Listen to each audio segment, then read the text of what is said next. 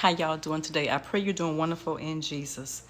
I have a question for you that I think you might can relate to. If not, good for you. But if you can relate to it, if you don't mind, let me know in the comments, okay? And I pray this message encourage you again, okay? It says, do you feel stuck or like you've been in the same place for years? Do you feel like you're always getting skipped or skipped over?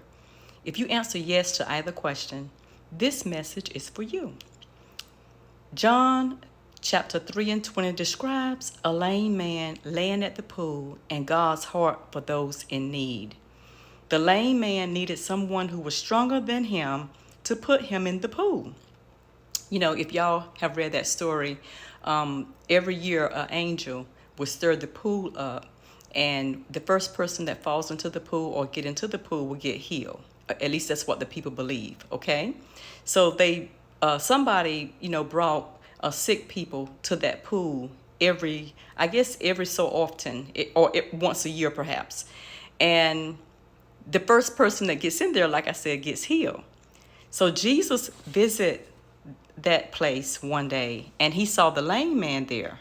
And he asked him, he said, would you be made whole? Would you be healed? And the lame man said, I would, but every time, somebody bring me here, somebody always gets in front of me.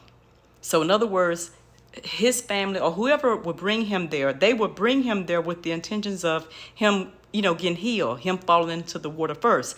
But if you read the story and if you think about the lame man, you'll have compassion, because if a person is lame and other people around him, have, like, say he's lame, he can't walk, but somebody else can walk, but they may have cancer. Well, who do you think is gonna get in that pool first? The person that have cancer, because they can walk. They can actually hold the lame man down and jump over him. So it's not that the lame man didn't want to be healed. It's that he couldn't lift himself, or the people who dropped him off did not push him in there first. They didn't wait. And you never know, the people that dropped him off could have also been held back, because these people are desperate to get in that pool first so they can be healed.